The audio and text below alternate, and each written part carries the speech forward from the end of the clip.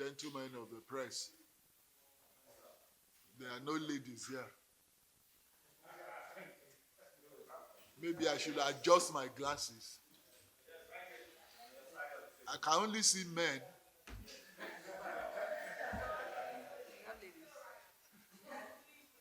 There are no ladies in the media. We have gentlemen of the press. So, good morning. We thank you for honoring our invitation this morning. There's some people a few days ago were asking me, what's the next breaking news? What's the next breaking news? Apparently everybody is accustomed to breaking news with the frenetic pace of activities of this government. And so we laughed and joked about it. But actually, they are breaking news all the time. It's just that in terms of strategic management of information, it's on the need to know basis. So, however, this morning there is a need to know. So we are here. With me on this table, on my right, is Miss Doris Anete. She's a member, very prominent member of the Presidential Advisory Council on Finance and other related matters. On my left is the Special Advisor on Revenue. I don't call him Elijah because he's a born-again Christian. Mr. Zach Adedeji. And on my extreme left is Adenike Laoye. She's from the Chief of Staff's office, also on finance-related affairs. So my name is Dele Alake, your reporter plenipotentiary. Why are you laughing? We are all reporters now. Now, welcome, gentlemen of the press, to this press conference. It's on the presidential intervention to address key concerns of manufacturers and other stakeholders regarding some recent tax changes. You recall that in the twilight of the last administration, there were certain regulations and executive orders that were signed in relation to tax imposition on certain categories of goods and services and all related matters. However, in furtherance to the President Tinubu's avowed commitment to constantly dialogue with Nigerians and lend a listening ear to the yearnings of and aspirations of our people, we are here this morning to let you have an insight into the recent executive orders that the President has signed.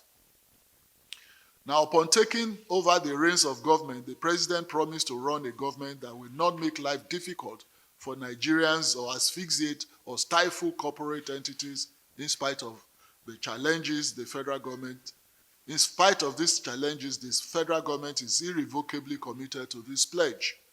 And you all recall that prior to the advent of this government, certain tax changes were introduced in the dying days of the last administration via the Customs Excise Tariff Variation Amendment Order 2023, referred to as the order, published on the 8th of May, year 2023, and the Finance Act 2023, which was signed into law on the 28th of May. That was a day before the inauguration of the new government.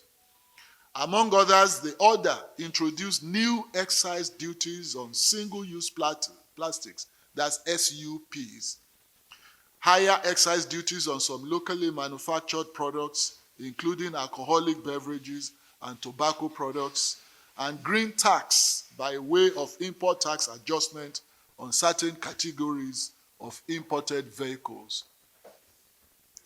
Now, the category of imported vehicles specifically refers to vehicles of 2,000 cc and above. That's the capacity, the engine capacity of 2,000 and above.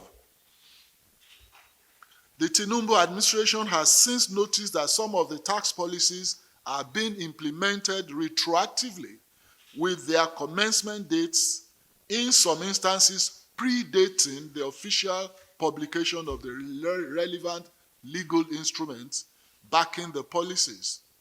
This lacuna has created some challenges of execution or implementation. Indeed, the intentions behind upward adjustments of some of these taxes are quite noble. They were designed to raise revenue as well as address environmental and health issues of concern. However, they have generated some significant challenges for and elicited serious complaints amongst key stakeholders as well as in the business community. Let's mention some of the problems we have identified with the aforementioned tax changes. A document known as the 2017 National Tax Policy, approved by the Federal Executive Council of the last government, prescribes a minimum of 90 days notice from government to taxpayers before any tax changes can take effect. That is the regulation.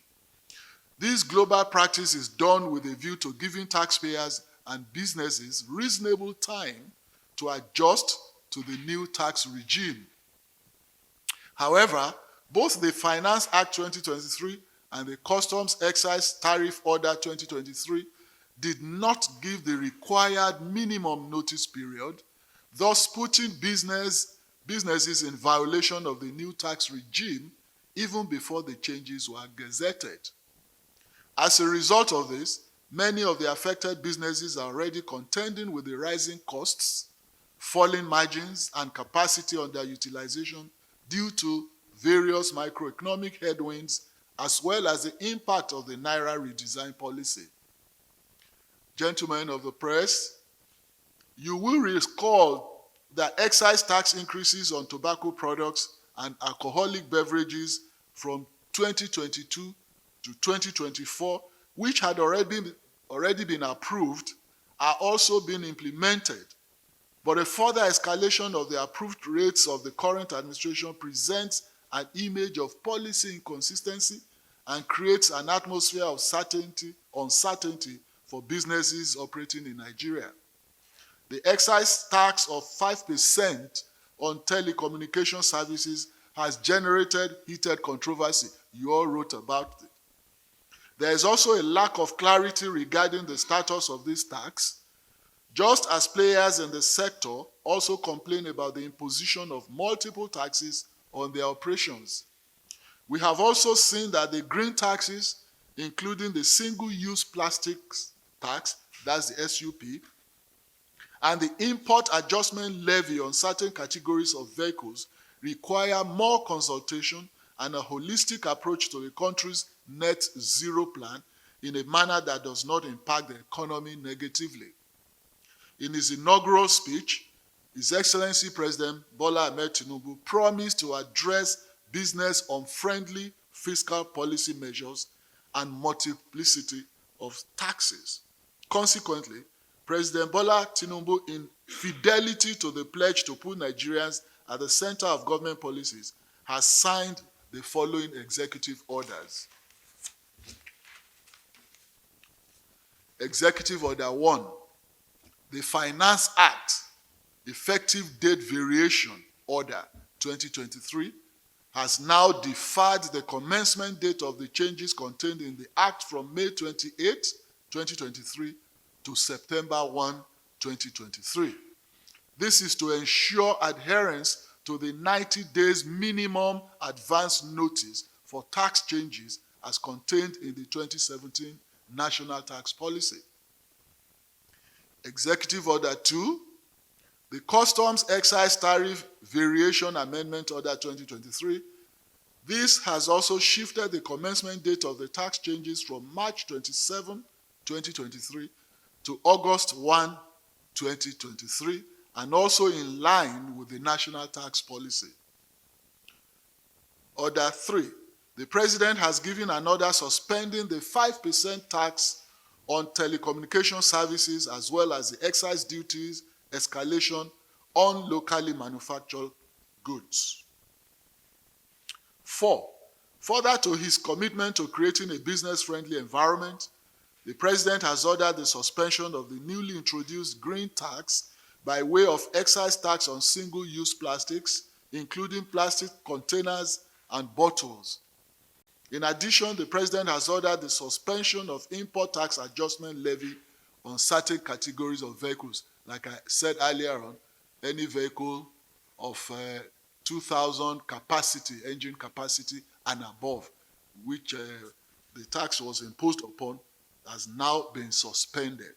So it means that for the meantime, in the interim, the tax imposed on any vehicle of 2,000 cc and above is now suspended. As a listening leader, the President issued these orders to ameliorate the negative impacts of the tax adjustments on businesses and chokehold on households across affected sectors. His Excellency will not exacerbate or exaggerate the plight of Nigerians. In closing, the President wishes to reiterate his commitment to reviewing complaints about multiple taxation and anti-business inhibitions. The federal government sees business owners, local and foreign investors as critical engines in its focus on achieving higher GDP growth, an appreciable reduction in unemployment rate through job creation. The government will therefore continue to give requisite stimulus by way of friendly policies to allow businesses to flourish in the country. President Bola Tinubu wishes to assure Nigerians, by whose sacred mandate is in office, that there will not be further tax raise without robust and wide consultations undertaken within the context of a coherent fiscal policy framework. Thank you, gentlemen. You all recall that at an interactive engagement a while ago, the President, on climate change issues, the President did use an analogy to explain the issue. Yes, he is for climate change, by all means. This government is for climate change. However, we must contextualize the imperative of climate change vis-a-vis our own peculiarities. This is Africa. Have we ever analyzed how much of our contribution to global warming to now impose on us the onerous responsibility of reducing global warming through climate change dynamics? And what does all this mean? The developed society is telling us that we must reduce global warming, there must be climate change activities and stuff like that, and mechanisms must be put in place, either through our industries, reduce carbon emission and stuff like that. However, when you look at the component of pollution, global pollution, those developed societies are the ones contributing about 97% to global pollution. And Africa contributes only 3% to global pollution. And you are now saying we should assume, hook, line, and sinker, the rhetoric of reducing global pollution by imposing on ourselves very strenuous, putting our necks in a straitjacket, when we do not contribute so significantly to that problem. So, as we are creations of human beings, they say are creations of emotions, not of logic. But some of us are creations of logic. So, logically, a logical deduction of the issue is that those who contribute 97% to global pollution should also make 97% contribution to its reduction. So that is the argument of Mr. President, that you cannot say, for instance, we use our grandmothers and grandfathers use firewood to cook in their villages, in their hamlets.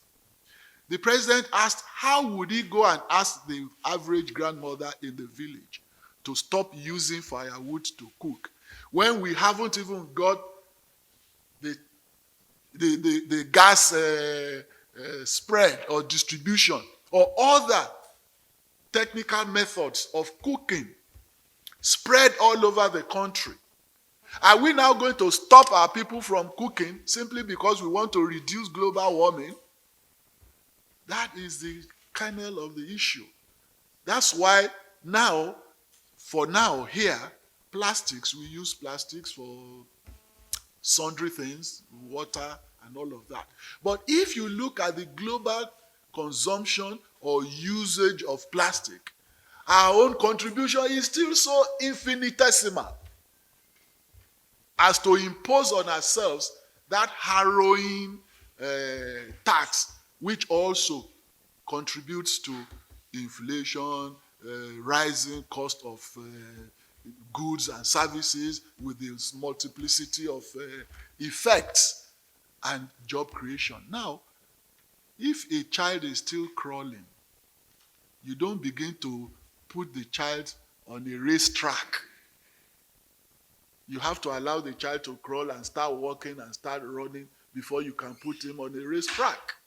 Those guys in the developed societies are already on a racetrack in terms of technological development and in terms of the pollution of the global environment. We do not share the resources and the global money, the quantum of money available in the global financial system. We don't share them equally. And you want us to share the problems equally. It's not logical. So are we now suspending what the convention we ratified concerning climate change? No, you didn't. I said our contribution to global pollution should be commensurate with our own contribution to its reduction.